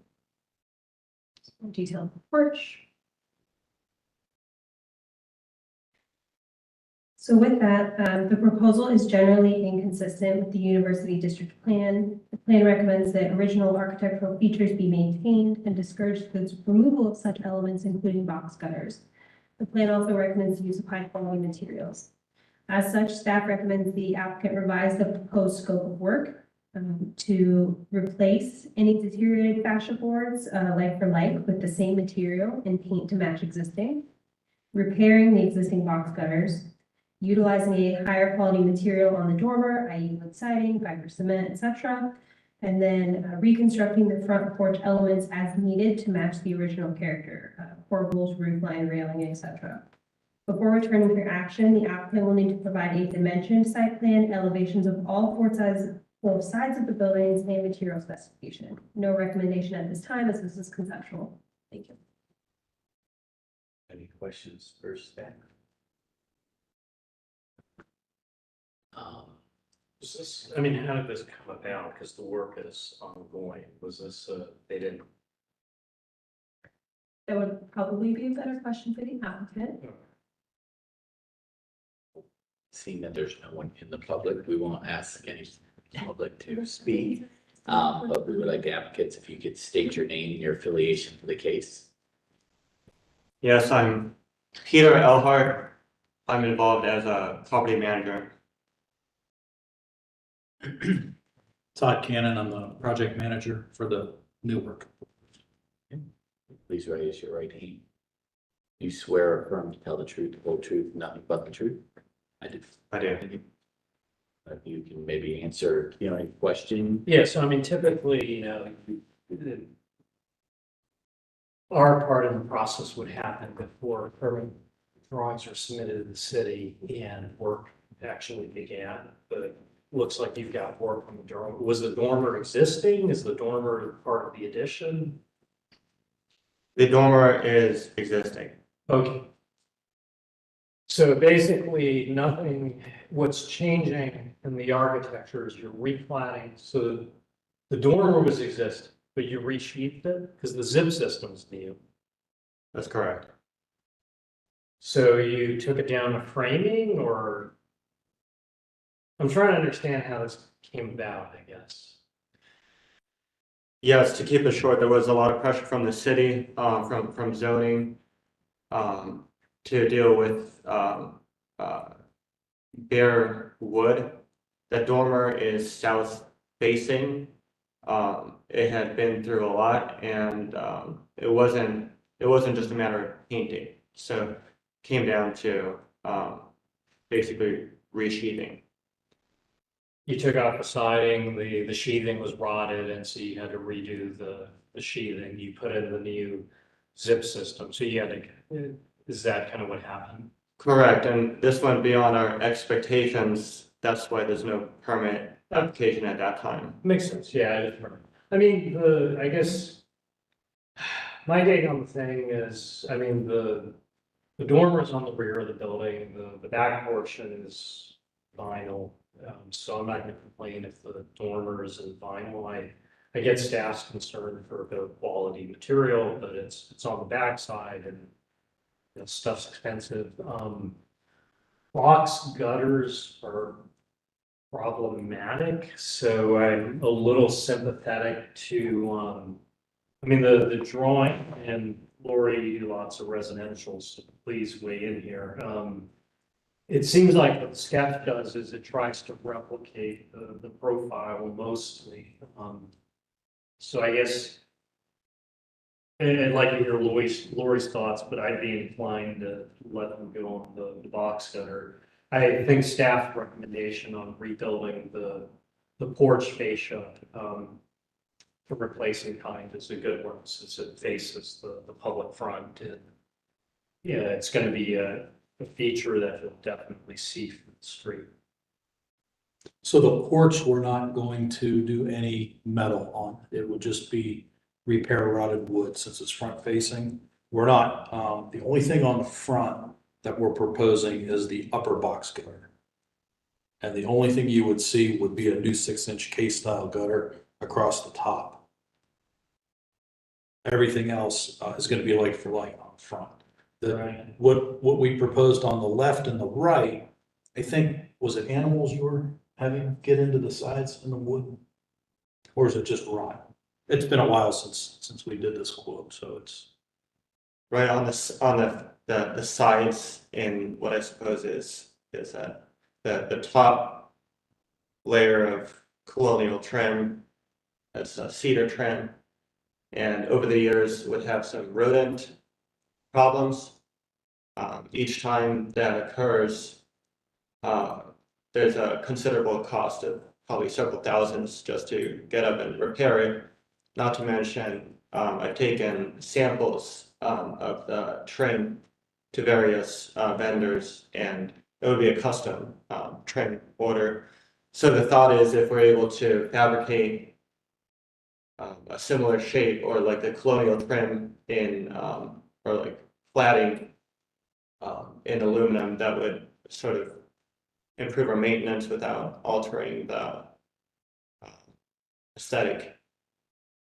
And it would just be that rake board that you see at the very top. Not this, we're not doing vinyl soffit. We're not doing anything with the flat section on the bottom. That's all staying wood.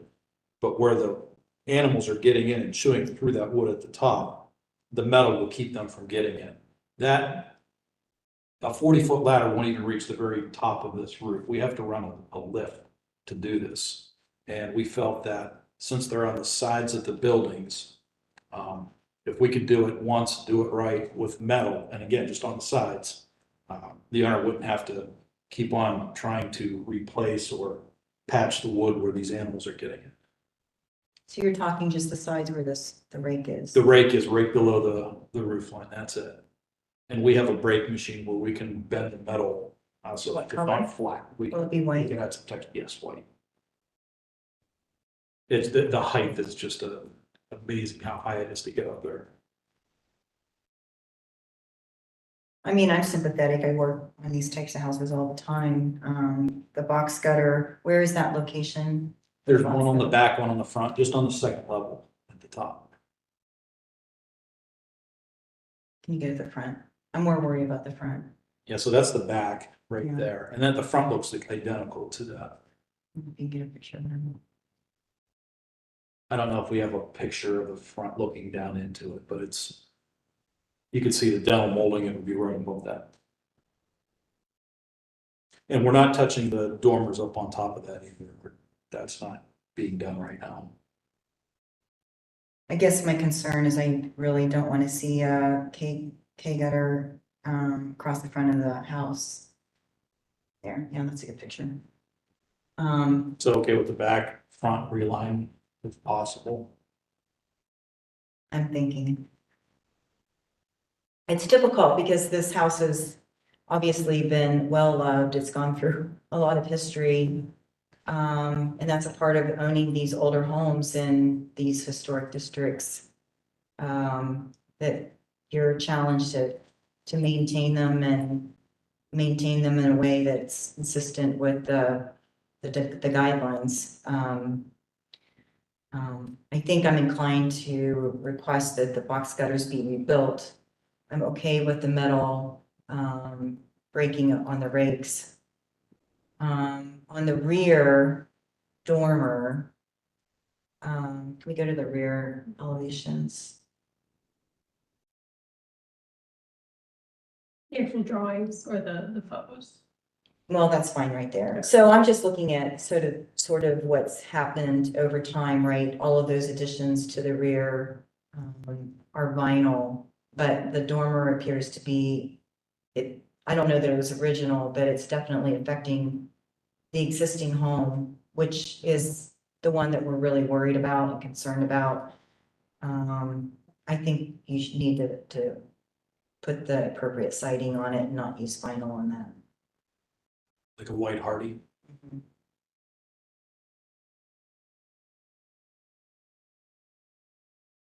And I can support that.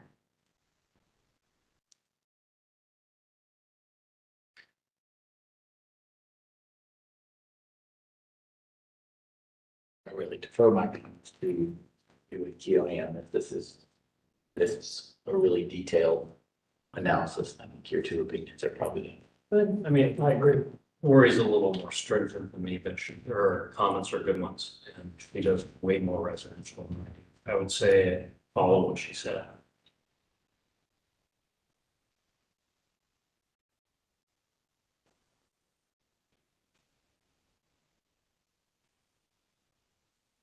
Does that give you the feedback? Yeah, so you recommend all box cutters be relined, no case style cutter, even on the back? Correct.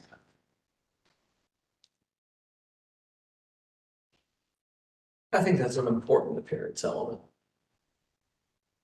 And it's just not gonna look good to have it in the front and not in the back, vice versa. Right. Look good with the bright metal and then hardy on the back.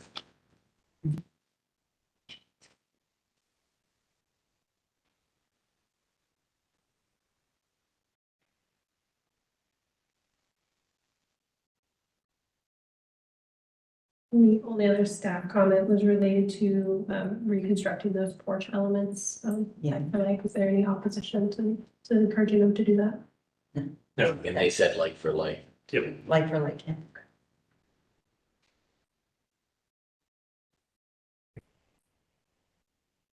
Any other comments or questions? I'd like to just take an opportunity, to ask for a gold star on historic preservation.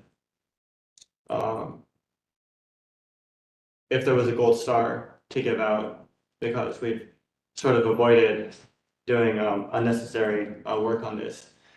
I think at the end of the day, we're also not looking for, any significant changes to the aesthetics. From an aesthetic standpoint, I understand that the gutters do make a difference. I want to suggest it's a relatively insignificant difference, and one way I could measure that is like a college student walking down the street. Out of 10 college students, how many people would even notice if there was a change, right? You know, whether it's this or that horizontal lines, I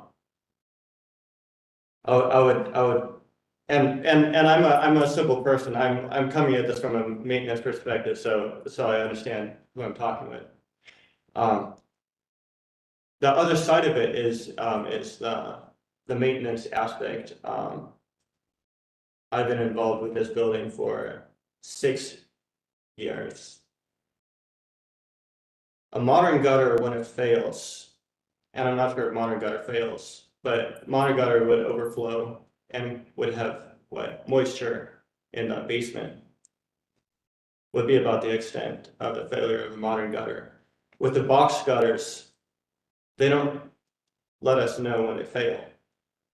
So the reason I know when the box gutter fails, and all box gutters fail eventually, is someone will let me know, often in the middle of the night. There's a leak onto the bed. There's a leak onto the desk. So this is what we're dealing with from a property maintenance aspect. By the time that's happened, that means the leak has already developed for some time. So what we found out is the zoning wanted us to pretty much slap paint onto many of these problems. And basically we know that once we touch that, there's water damage inside. We've had countless people up there with countless different products trying to patch often the patches would actually make it worse, either because it's not the appropriate product or because there's layer upon layer trying to fix, fix that kind of system. So basically from a maintenance aspect, it's difficult for us even to do the basic maintenance, to have someone to come up there and address these leaks. So the only reason I present that is because we're not looking to significantly alter the look of this. Obviously, this is probably one of the most preserved houses on the street. Unfortunately, it's also one of the it's an eyesore. It's probably one of the worst on the street. We're trying to change that. So our thought is, if we can address on the point of the gutters specifically, if we can make something that it's not sending water into the house, that allows us basically to make a better presentation overall. And I understand it's a difference in the aesthetic, and I'm just hoping that could be kind of seen in a scale. We certainly understand your position. It's not an uncommon concern or request, but I think in this case, particularly in the front,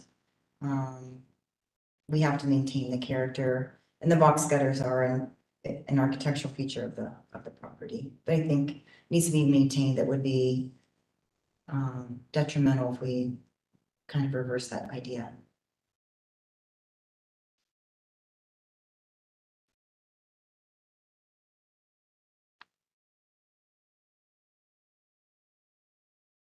Conceptual review. Yeah, I This guess is I would our- say, yeah, this is a conceptual review. I mean, there are other board members, when you, if there's materials that you want to present at that point that provide graphics that should, I mean, that's not, there's nothing to say that that's the final answer, just given the feedback from. Have you gotten a price on repairing the box gutter? No, because we don't know what we're dealing with until we remove the rubber. Yeah, I mean- And it So- could be a can of worms. I'm sympathetic because box gutters are a pain in the ass. I mean, if the wood is rotten, you'll have to, sort of refix the wood, and then traditionally they're aligned with either tin or copper, which is not, soldering it out, which is how they would get rot and water beds. You could probably repair it with a modern synthetic membrane. I think if you want to come back and make the case for hardship, you might look into finding out what's up there and getting a quote. Like I said, I'm sympathetic, but I also get Lori's point. She has a good one about going to a modern gutter is going to change the look. And so it's a bit of a balancing act. Yeah, I can tell you the size of the box gutter is a lot smaller than what this house should have, which tells me it's probably been lined with peel and stick and other products, and it's just built up so much that they don't have. Yeah, I mean, that's kind of the way people typically do things, right? They just put the neat Cheap thing fix, over the last. I mean, we're doing one in German Village right now, so I understand what it takes. And I mean, you're And rebuilding. it's really bad when the outside gets. You're really building. Then you gotta build scaffolding around the house, and Mhm. you've got to rebuild the whole thing, so. Yeah, just, if you look at it, it's a very narrow gap for that size of a roof, so it's just not catching the water like it should. Now, the roof's in great shape.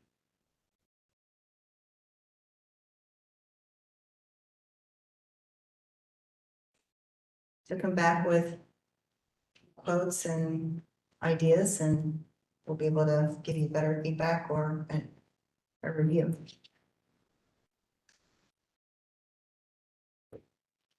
Thank you.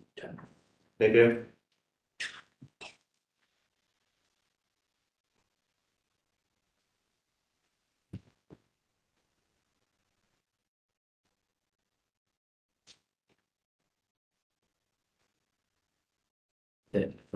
Next is our staff approved applications for the record.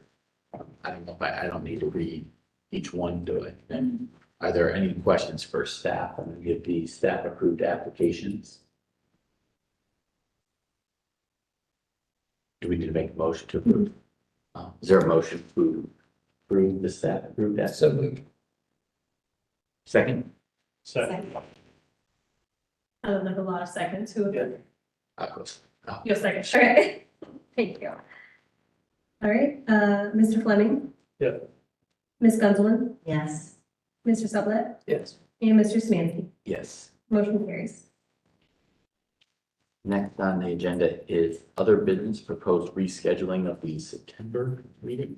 Yes, so it has come to our attention that the APA Ohio conference is Wednesday, Thursday, and Friday of that week, which our planning staff is planning and would like to attend if we can accommodate the schedules. So I was proposing to check the calendar to see when the room was available, and landed on Wednesday, October 4th. So that's just the next week. Yep. So the Wednesday, October 4th at 4 p.m. So I wanted to see if that was an available time for you all, if we could move forward with rescheduling the meeting. I'm open. Works for me. Wednesday, the fourth should be fun. Should be okay. Okay. We have one comment on, and this doesn't change the purple, UID 2307-002, the staff approved, it's the billboard at the fast food restaurant with the white claw banner.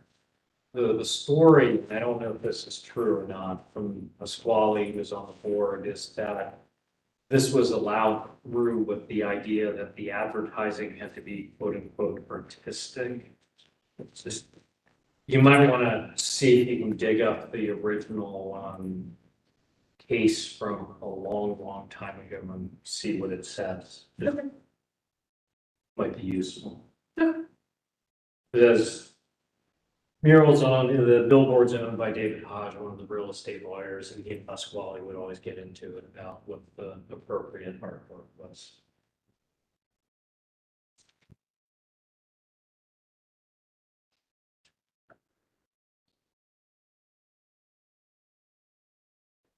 With that, I think we're adjourned. Yep. Unless anyone has anything else. Thank you. Thank you. Thank you so much.